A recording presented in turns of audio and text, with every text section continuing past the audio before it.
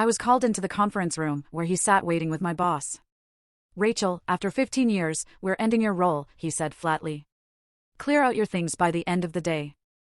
I gave a calm smile and said, "I respect your decision." He had no clue I had just signed. You know that gut punch feeling? That icy dread that shoots straight to your stomach when an email pops up, no subject line, just a cold command, meeting with HR and management, 9:30 a.m., conference room C.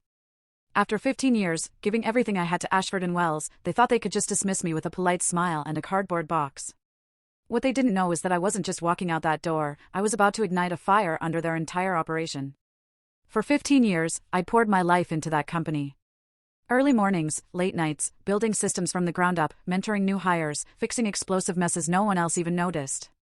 I'd missed birthdays, anniversaries, even my own mother's funeral, all because of that job. And now? I was being summoned like a misbehaving school kid to the principal's office. But something had shifted in me these past few months, something quiet but powerful. I didn't panic. Not really. As I walked toward conference room C, I passed the espresso machine I'd campaigned to get installed. People still called it Rachel's coffee bar. I passed the wall where a framed article featured our product launch, a moment I had engineered behind the scenes while my boss, Brian, soaked up all the glory in interviews. I paused just outside the door, took a slow, deliberate breath, and then, with a strange mix of calm and defiance, I stepped through. Brian sat at the head of the table, his face practically glowing with self-importance, flanked by Karen from HR. Her face wore that perfectly practiced mask of corporate sympathy. Brian didn't even bother to pretend. He leaned back in his chair, fingers steepled like a bad actor in a courtroom drama. "Rachel," he began, his voice dripping with rehearsed solemnity, "after 15 years, the company has decided to terminate your position as part of our strategic realignment." Strategic realignment? I almost laughed out loud. This was the same man who'd once called me irreplaceable, now spouting bullet points from a script. Karen slid a manila folder across the table. "Inside, you'll find the details of your severance package," she recited. 2 weeks for every year of service, continuation of benefits for 60 days, and access to outplacement resources. I looked down at the folder, then back up at Brian. "I respect your decision," I said gently. No protest. No begging. Just calm acceptance. That alone seemed to knock the wind right out of him. He blinked. "Well, we'll need you to pack your things by the end of the day," he added quickly, clearly unsettled by my composure. "And please return your laptop and badge to IT before 5 p.m. I stood, straightened my blazer, and nodded once. "Of course. Thank you for the opportunity." I didn't linger. I didn't ask questions. I didn't give them the satisfaction of seeing me unravel. I walked out of that room with the same quiet dignity I had carried for 15 years. What they didn't know, what they couldn't possibly suspect, was that 2 hours earlier, I had signed the lease for Ashford and Wells's main competitor's new downtown office. A firm I had quietly joined as head of strategic development 3 months ago. It had started with a simple LinkedIn message. A recruiter from Laneway Dynamics had written, "We've been watching your work from afar, Rachel. Would you be open to a conversation?"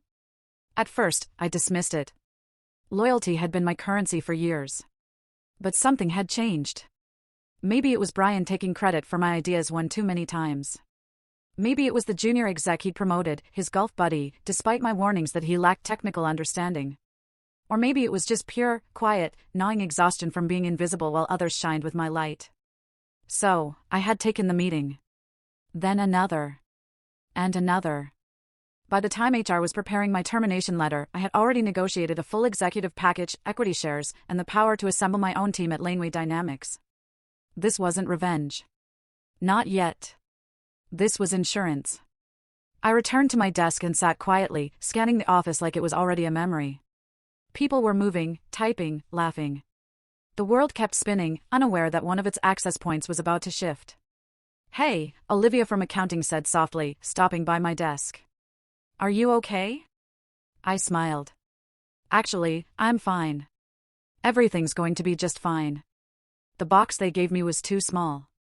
I left half my things behind, not because I didn't want them, but because I didn't need them anymore. At 4:58 p.m., I handed my badge to a young intern I didn't recognize. She looked startled. "Are you leaving?" "Apparently," I said, offering a small smile as I walked out of Ashford and Wells for the final time. The fall sun hit just right, warm, strong, illuminating everything. I looked down at the folder still clutched in my hand, my name printed neatly across the top. Tomorrow, a new nameplate would be printed, Rachel Hayes, Head of Strategic Development, Laneway Dynamics. And Monday? Monday would be very interesting. Monday arrived, crisp and bright, the kind of autumn morning that feels symbolic, like the universe is offering a clean slate. I stood in front of the mirrored elevator doors in the sleek lobby of Laneway Dynamics downtown headquarters, adjusting the collar of my navy blazer. No company badge yet, just a sense of calm anticipation. And something else, freedom. As the elevator opened, a receptionist greeted me with a wide smile. "Miss Hayes, welcome. Mr. Caldwell is expecting you." That was Grant Caldwell, Laneway's CEO. A man with a reputation for being ruthlessly brilliant but also deeply loyal to those who earned his trust. We'd spoken privately several times over the past few months, our conversations were candid, layered with mutual respect. I was escorted to the top floor where a polished glass door bore a plaque that read, Head of Strategic Development, Rachel Hayes. My name. No one else's. No fine print. Grant stood as I entered his office, hand extended. "Rachel, you have no idea how glad I am that you're finally here." "Thank you for believing in me," I replied, especially before anyone else did. He smiled. "Oh, I didn't just believe in you. I ran the numbers. Your work at Ashford & Wells drove a 19% increase in client retention over the past 5 years. We've been chasing that kind of traction for a decade." He walked me through the office layout, introduced me to my direct reports, and finally led me to the corner conference room where a team of executives sat waiting. I was given a seat at the table. No hesitation, no sideways glances. The meeting began with a presentation on Laneway's upcoming expansion and my role in leading the strategy for client acquisitions, tech integration, and market positioning. And then, just as I started outlining my roadmap for the next quarter, Grant said something that made me pause. "We've also cleared the budget for you to build your own team. We want people who share your vision, people you trust." That was the moment everything shifted. A door opened, not just metaphorically, but tangibly. I had spent 15 years at Ashford & Wells training bright minds, building talent, mentoring without recognition. And when it was time to make cuts, none of that mattered. But now? Now I had the power to change someone else's trajectory. To give back. "Thank you," I said, carefully controlling my voice. "I already have a few names in mind." That night, I opened my laptop and typed 6 emails, each one carefully written, respectful, and honest. Subject, a new chapter. Let's talk. Each message went to someone I had mentored at Ashford & Wells, developers, analysts, strategists, people who were overlooked, passed over for promotions, or forced to work under managers who used their ideas as stepping stones. Within 30 minutes, I had 3 responses. By midnight, all 6, "Yes, Rachel. Tell us where and when." On Tuesday, the fallout began. I was sipping coffee in the Laneway lounge when a notification pinged my phone, LinkedIn updates. 4 of my former team members had changed their job status to open to work. The timing wasn't subtle. Neither were the private messages that followed. Brian just called a meeting asking why half the strategy team was suddenly updating their resumes. Karen from HR stopped by my desk and asked if I had spoken to you. Didn't answer. Rumor is they're scrambling to reshuffle teams after losing momentum post Q3 review. I didn't reply to every message, but I read each one twice. Meanwhile, at Laneway, I began working with our legal and compliance department to finalize contracts for my new hires, competitive pay, flexible hours, and most importantly, ownership. I made sure each of them would have their names attached to what they built. By Wednesday, Grant pulled me aside. "We just had a client reach out. One we lost to Ashford & Wells last year. They want to reopen discussions." I raised an eyebrow. "Any idea why?" "Not sure," he said, smiling slightly. "But they asked if Rachel Hayes would be leading the project." That evening, I received an unexpected text from Brian. "Hey, heard you landed somewhere. Congrats. Can we talk?" I stared at the message for a long moment. There was no apology, no acknowledgement of what he'd done, just a casual attempt to reconnect now that the power balance had shifted. I didn't reply. Instead, I poured a glass of wine and opened the group chat I'd created with my soon-to-be team.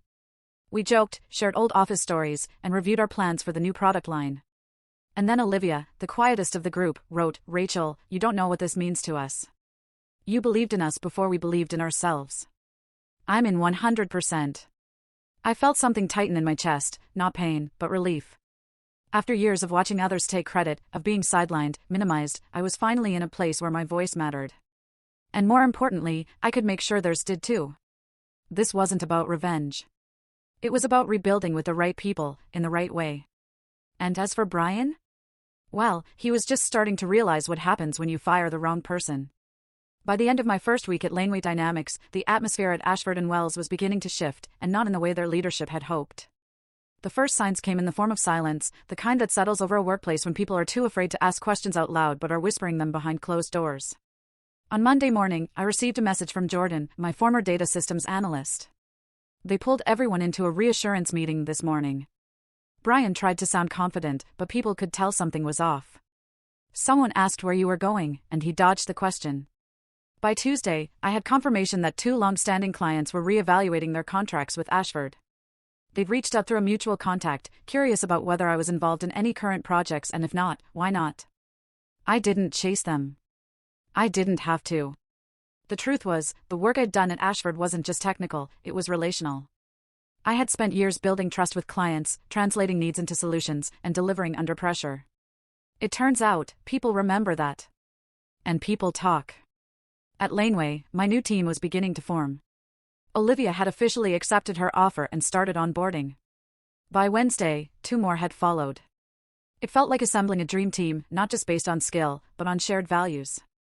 Every time someone joined, I felt that quiet satisfaction grow stronger. This wasn't just about proving I could land on my feet, it was about lifting others with me. Late that afternoon, as I was reviewing integration plans with the engineering lead, my phone buzzed again. Another LinkedIn notification. Brian had updated his job title, Chief Strategy Officer. I laughed out loud. There was no announcement, no formal press release, just a quiet little title change clearly meant to stabilize perception after my departure. But it reeked of panic. He was scrambling to fill a gap he didn't even fully understand until I was gone. That same night, I got a call from Claire, my old friend in the legal department at Ashford. She sounded hesitant at first, then blurted, "I'm sorry. I didn't know they were going to do that to you." I paused, surprised. "Claire, you don't owe me an apology. You weren't the one who made the decision." "I still feel responsible," she sighed. "They had meetings weeks before your termination. I wasn't looped in until the final HR review. But after seeing the fallout, Rachel, they're spiraling." "Because I left? Because they didn't see it coming?" I asked. "You were the one constant in a sea of turnover," she said. "Now Brian is holding meetings every morning and pushing unrealistic deadlines to prove everything is under control." "I didn't say anything," Claire continued, her voice lower. "I'm not asking for anything. I just wanted you to know what you built there. It mattered." Those words stuck with me. By Thursday morning, I was sitting across from Grant in his office, reviewing updates on our first major product launch. The energy in the room was electric. "Early prototypes are outperforming expectations," he said, tapping the table. "We haven't even announced the official launch date, and we already have inbound interest from 2 firms in the financial sector." "That's because our message is clear," I replied. "Efficiency, transparency, and credibility. It's what clients want, and what they remember." He looked at me thoughtfully. "You know, Rachel, you've done more in 10 days than some executives manage in a year." I smiled, but the compliment brought with it a deeper realization I hadn't changed. I'd just finally been seen. That afternoon, Olivia stopped by my new office with a coffee in hand, just the way I like it, black with a dash of cinnamon. "I still can't believe it," she said, looking around. "You're really the boss now." I laughed. "Well, technically, Grant is the boss. I just sit in the corner." "No," she said softly, "you're the one we follow. You always were." The words caught me off guard. I thought back to the nights I stayed late fixing reports Brian had mangled, or the weekends I spent coaching junior analysts for presentations he'd take credit for. I'd wondered back then if it was all for nothing. But it wasn't. Because here I was, building something real. That evening, as I prepared to shut down for the night, I received another message from Claire. "You should know Brian just requested an emergency board session. Internal rumors say he's blaming structural gaps in strategy performance. Also, they've started reaching out to a recruitment firm for a replacement. He's worried." I stared at the message for a moment, then typed a short reply, "He should be." Because the dominoes had only just started to fall. By the following Monday, word had officially leaked, Ashford and Wells was in trouble. Not the kind of scandalous, headline-grabbing trouble that made the news, but the slow, internal unraveling that executives scramble to spin and employees whisper about over coffee. It started with missed deadlines, then client complaints, and then, worst of all for a company built on perception, silence from leadership. That morning, I was in a product strategy meeting at Laneway, laying out our second phase integration plan, when Olivia passed me a note across the table. Ashford just pulled out of the Tech Forward conference. No announcement. Just gone. I blinked once and tucked the note into my folder. 3 weeks ago, Brian had been slated as a keynote speaker at that very event, a fact he reminded the team of every chance he got. And now he'd gone completely dark. After the meeting, I stepped into the hallway for a call with Grant. Before I could speak, he jumped in. "You've stirred up more movement in the market than I expected," he said, with a mix of amusement and awe. 3 of Ashford's mid-tier clients reached out this morning. Wanting demos. Wanting you. "Let's not rush," I said carefully.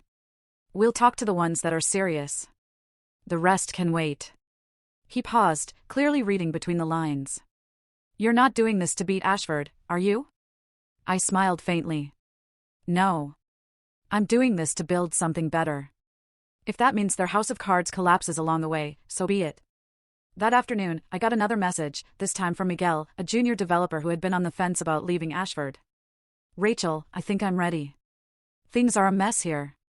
They've split your old role between 2 execs, neither of whom understand the systems you designed. Yesterday, they asked me to explain the entire project lifecycle in a 30-minute presentation.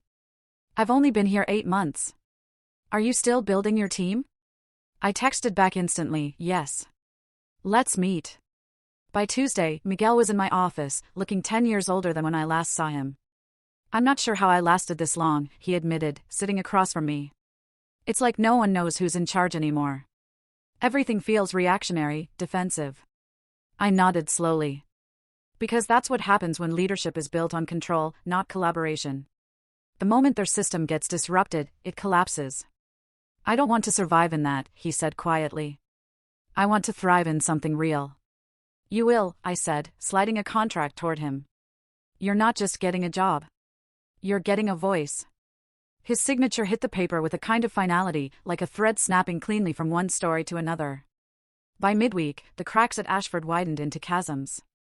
A well-placed source forwarded me a company-wide email sent by Brian. "We are undergoing a restructuring phase to streamline operations and improve efficiency. We appreciate everyone's continued support during this time of growth and change." The language was pure corporate theater, but the meaning was clear. They were losing control, and fast. That night, over drinks with Grant and the CFO, we reviewed early projections for our Q1 performance. If even half of the leads we generated converted, Laneway would experience its strongest growth quarter in 5 years. "Rachel," the CFO said, lifting his glass, "I think we finally found the missing link." "It wasn't missing," I said, raising mine in return. "It was just buried." The next morning, I woke to a voicemail from Claire. Her voice was tight, serious. "Call me. It's urgent." I called back immediately. She picked up on the first ring. "Rachel," she said, "it's happening. The board just held an emergency vote. They're removing Brian." I stood stunned, not because I didn't see it coming, but because it had happened faster than even I expected. They're naming an interim CEO. External candidate. Full audit of leadership strategy. They're trying to salvage the ship before more talent walks.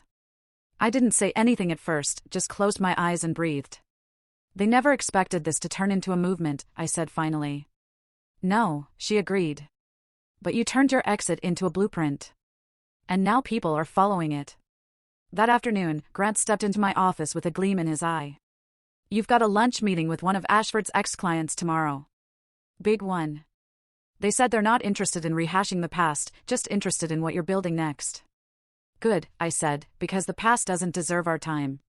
As he left, I glanced at the new project roadmap pinned to my office wall, clean lines, clear phases, a vision I had once tried to bring to Ashford, only to be told it was too ambitious, too complex, too much. Not anymore. Now it was reality. And Brian? He was learning the hard way that people are not replaceable. Influence isn't granted by title, it's earned through trust, through sweat, through showing up. He'd taken my seat at the table for years. Now, I was building the whole damn table. By Friday morning, the calls stopped being subtle. Rachel Hayes was no longer a rumor in the industry, she was a movement. Every day brought new messages, former clients, recruiters, industry peers, even strangers who'd watched from afar. Some wanted jobs, others just wanted to say thank you. But the most surprising call came at 10:47 a.m. from a name I hadn't heard in years, Vanessa Carr. Vanessa was one of Ashford and Wells's top-tier clients, the CFO of a massive logistics conglomerate who'd quietly hinted more than once that I was the reason she stayed loyal to the company.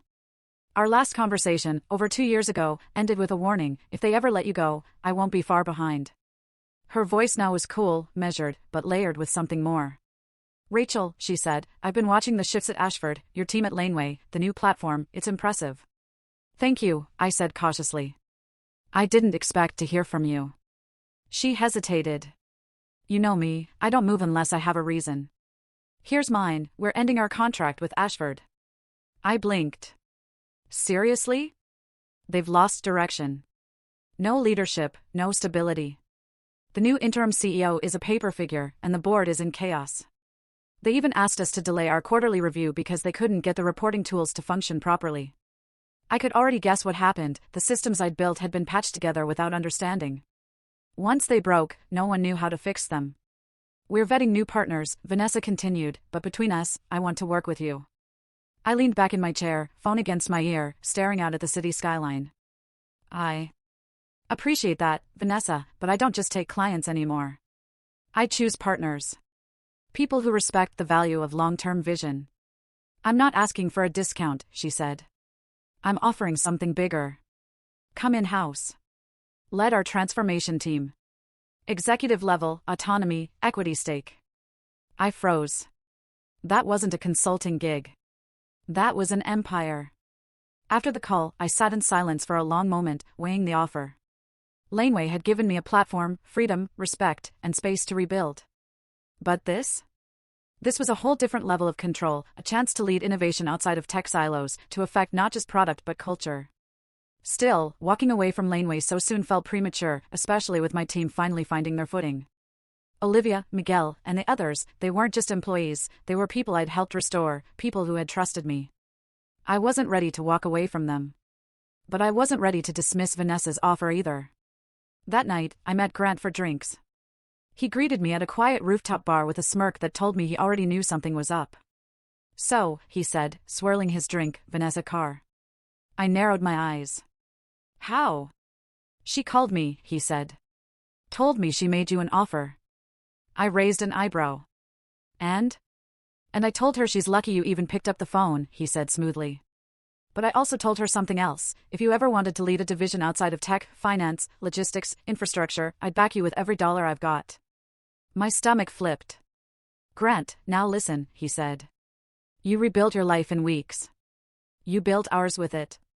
But I know talent like yours doesn't sit still for long. So if this is your next mountain, I won't stop you. I exhaled slowly. It's not about leaving. It's about building where I'm needed most. He nodded. And that's what makes you different from the Bryans of the world. The next morning, as I walked into the office, something struck me. There was a weight to every step now, not pressure, but presence. People stood when I entered. They asked for my input. They listened. Not because I demanded it, but because I'd earned it. Halfway through my day, Olivia pulled me into a side room. Just so you know, she said with a grin, Ashford sent another recruiter after Miguel. Same guy who ghosted me 3 years ago when I applied for an internal transfer. Miguel chuckled from the doorway. Told them I was flattered, then forwarded the email to our group chat. Nice touch, I said. You should have seen Brian's face, he added. He's still lurking in the background. Not CEO anymore, but hanging on. That made me pause. Brian. He was still at Ashford. Just then, Claire sent me a message: internal rumor, Brian's trying to position himself as head of innovation to justify staying. No one's biting. But watch your back. He's not done trying to salvage his reputation. I stared at the message, then typed back, he can try. I've got something he'll never understand, a team that follows me willingly, and a future that doesn't need fixing. Because in a few days, Ashford would discover something they weren't prepared for. Their competitor wasn't just hiring. We were expanding. 3 months after I walked out of Ashford and Wells with a cardboard box and a polite smile, I walked into Laneway's executive summit to the sound of a standing ovation. Not because of a speech. Not because of a press release. But because the new product we launched had just landed our company a multi-million-dollar deal, one Ashford had been chasing for years. We didn't win it with flash. We won it with functionality. with real solutions delivered by a team that had been discarded, underestimated, and ignored. The same team now leading one of the fastest-growing development divisions in the industry. But I didn't need applause. I needed impact. And we were just getting started. Earlier that week, the final domino had fallen. Vanessa Carr had called again, only this time not with another job offer. This time she called to confirm. "We've moved all systems to your team," she said. The transition was seamless. Honestly, I wish we'd done it sooner. I thanked her, and she paused before continuing. "There's something else," she said carefully. "Brian reached out to us personally."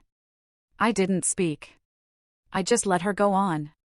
"He offered to consult, said he could bring unique insights into your process since he worked closely with you for so many years." Her voice dripped with irony. I laughed softly. "Let me guess, he phrased it like you were partners?"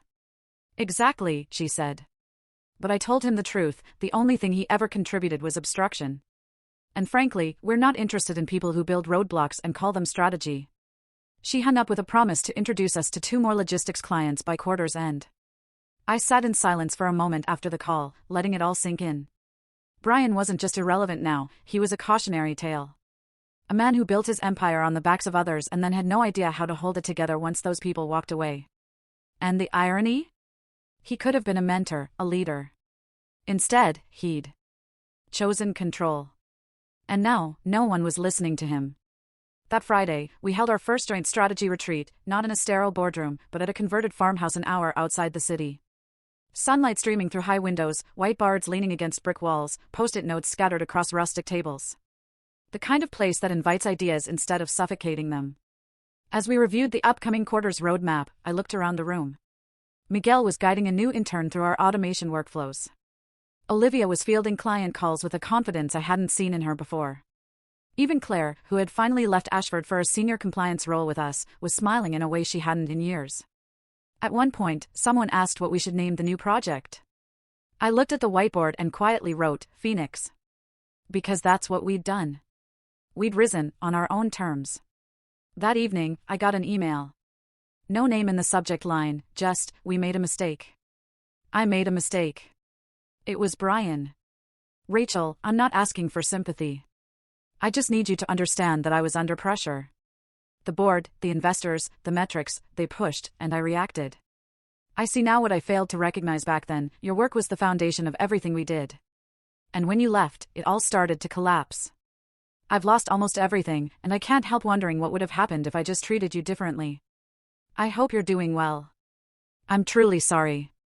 There was a time I would have clung to that apology, turned it over in my mind, hoping it might heal something. But not anymore. Because I didn't need closure from him. I had given it to myself. I closed the email and never responded. A few days later, Laneway announced a new internal initiative, the Rachel Hayes Fellowship. An annual program to fund and mentor women in tech who had been pushed out of corporate roles and wanted to start over. The board had voted unanimously. Grant had insisted it carry my name. I was stunned. "You built this, Rachel," he said. "Not just the systems, the people, the culture. You showed us what leadership actually looks like." For a moment, I didn't know what to say. So I just nodded, not out of modesty, but because it felt right. 1 year after I was terminated without warning, I stood in my office, no longer surrounded by silence, but by movement, real momentum. A new generation of thinkers and builders who didn't ask for permission to be brilliant. And as I looked out over the city, one last message came in from Miguel. "Hey boss, client just confirmed they're leaving Ashford and coming to us. That makes 8. Also, we're going to need a bigger office." I smiled, heart full, no bitterness in sight. Because revenge fades. But legacy? Legacy lasts.